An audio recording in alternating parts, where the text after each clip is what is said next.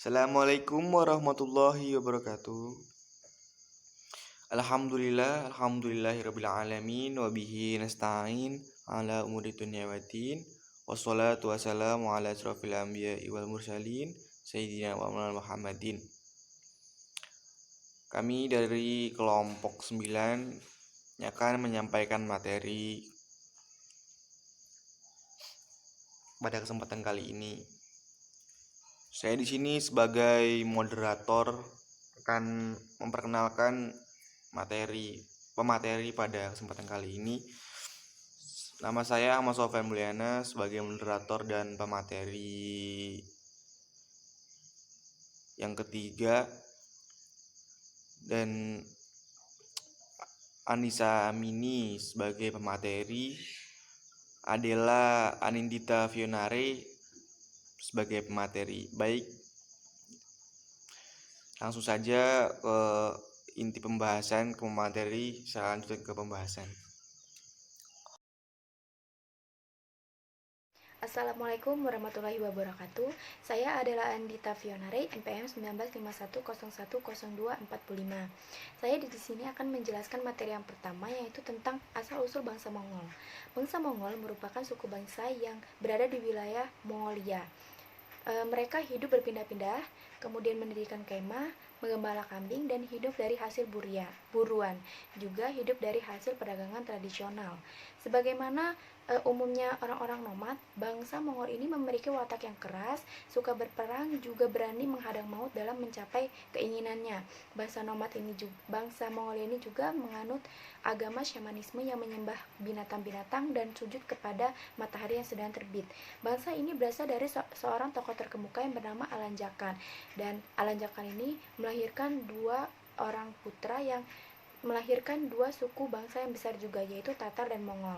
Mongol ini memiliki seorang putra yang bernama Ilkhan.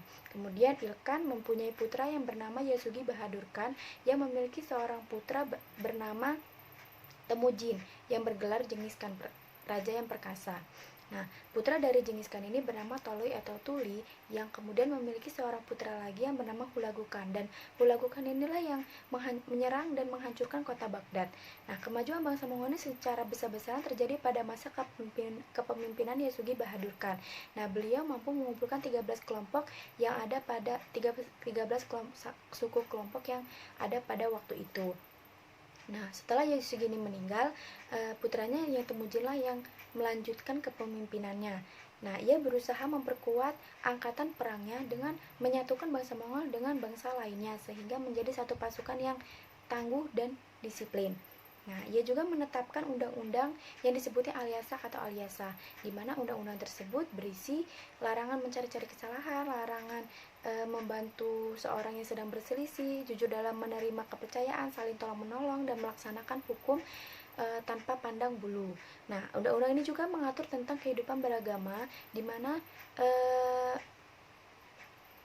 undang-undang ini juga mengatur tentang hukuman mati bagi pezina, kemudian yang sengaja berbuat bohong, melaksanakan magic, mata-mata, dan lain sebagainya. Nah, Genghis Khan melalui Alyasa atau undang-undangnya juga mengatur tentang kehidupan beragama dengan tidak boleh merugikan antara satu pemeluk agama dengan pemeluk lainnya. Juga kepada membebaskan pajak bagi keluarga Nabi Muhammad, para penghafal Al-Quran, seseorang yang soleh, yang zuhud, ulama, dan lain sebagainya. Kemudian Genghis Khan juga mendirikan pos pelayanan agar dia bisa memantau dan mengetahui segala yang terjadi di negaranya.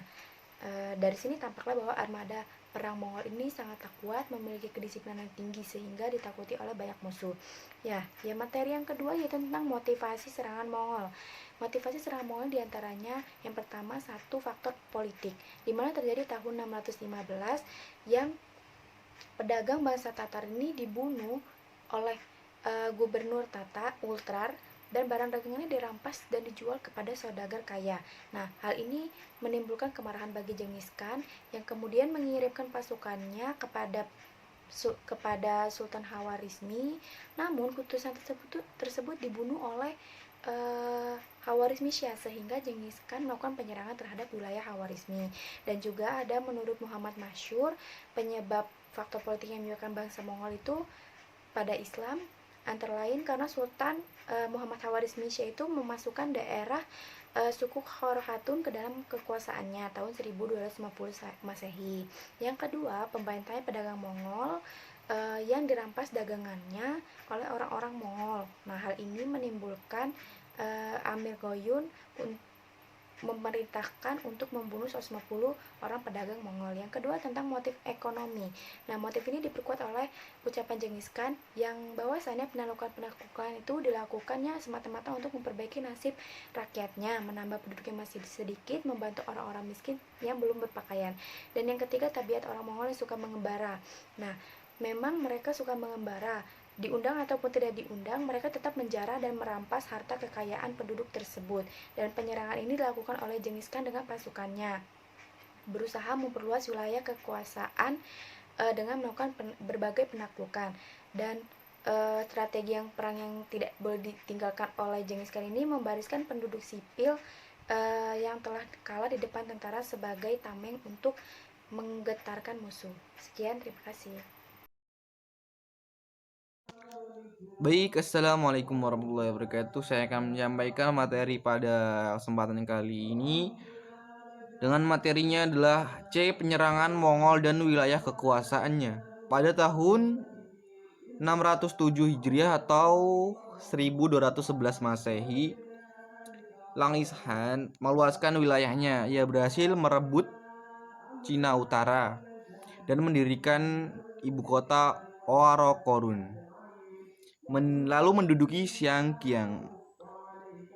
Penyerangan ke wilayah Islam dimulai melalui daerah Khawarizmi pada tahun 606 Hijriah atau 1209 Masehi.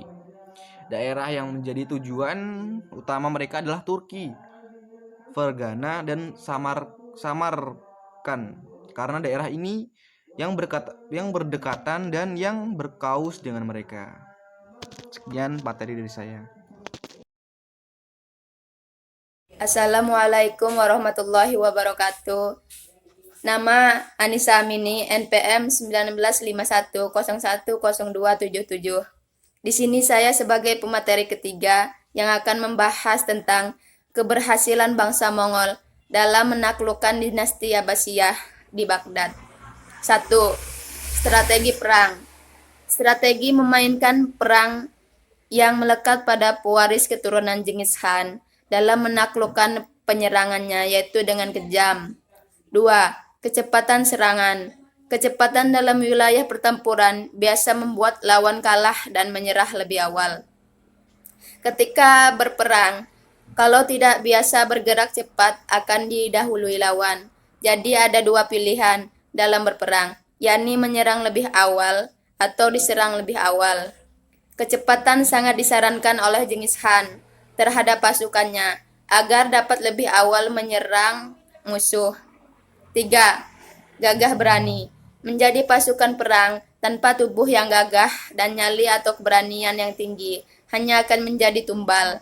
Pasukan Genghis Khan terdiri dari pasukan yang gagah dan berani. Titik fokus paling utama adalah keberanian. Ini kunci yang cukup penting untuk memenangkan sebuah perperangan. 4. Variasi taktik. Variasi ini disesuaikan dengan situasi dan kondisi lawan serta tempat peperangan. Ketika mereka menyerang kota yang berbenteng kuat, bangsa Mongol menggunakan alat mesin pengempun canggih yang diperoleh dari Cina. Mereka merakit sebuah busur komposit yang berbuat dari beberapa lapis kayu yang direkat bersama-sama. Yang biasa menembak lebih keras, mereka juga bertempur dengan menggunakan strategi penembakan dengan menggunakan kudanya. Membidik anak panahnya dari bawah perut kuda sehingga menggunakan tubuh binatang itu sendiri sebagai perisai. 5. Kesetiakawanan yang sejati. Yang menyatukan mereka bersama-sama sebagai kelompok adalah karisma satu orang. Jadi dalam pertemanan bangsa Mongol memiliki benih-benih organisasi yang melebihi kesetiaan, kesukuan, dan pada akhirnya menyatukan Mongol menjadi sebuah bangsa di bawah pemerintahan yang tegas. 6. Sikap dan watak yang keras. Genghis Khan yang mampu mengubah gerombolan-gerombolan berkuda yang yang sebelumnya saling berperang menjadi mesin tempur yang kejam dan disiplin dalam mencapai suatu tujuan. Dari segi kekejaman Genghis Khan menaklukkan lawannya dengan menghancurkan semua yang dia lewati. Kehidupan orang-orang Mongol dikenal dengan kehidupan yang barbar. Mereka tidak mengenal kebersihan dan memakan semua daging binatang. Akibat serangan bangsa Mongol terhadap Islam. Ada dua dampak positif dan negatif. Dalam dampak negatifnya yaitu tentunya lebih banyak dibanding dengan dampak positif. Kehancuran jelas di mana-mana akibat serangan Mongol, sejak wilayah timur hingga ke barat. Kehancuran kota-kota dengan bangunan yang indah-indah dan perpustakaan-perpustakaan yang mengoleksi banyak buku memperburuk situasi umat Islam. Pembunuhan terhadap umat Islam terjadi. Pembunuhan dilakukan terhadap umat Islam yang tidak berdosa seperti yang dilakukan oleh Argun, Khan keempat pada dinasti 4 Khaniyah terhadap Takudar karena dia masuk agama Islam. Ada pula dampak positif dengan berkuasanya dinasti Mongol ini setelah para pemimpinnya memeluk agama Islam. Mengapa mereka dapat menerima dan masuk agama Islam? Antara lain disebabkan mereka kembali dan berusaha membuat persekutuan dengan bangsa Prangka untuk menaklukkan Suriah, tetapi dia gagal mewujudkan tujuannya. Sekian dari saya. Wassalamualaikum warahmatullahi wabarakatuh. Baik, terima kasih. Sekian presentasi dari kelompok kami. Saya di sini sebagai moderator. Jika ada salah disengaja maupun tidak disengaja, saya mohon maaf yang sebesar-besarnya. Ihdinas siratal mustaqim. Wallahul muwaffiq ila aqwamit thoriq. Wassalamualaikum warahmatullahi wabarakatuh.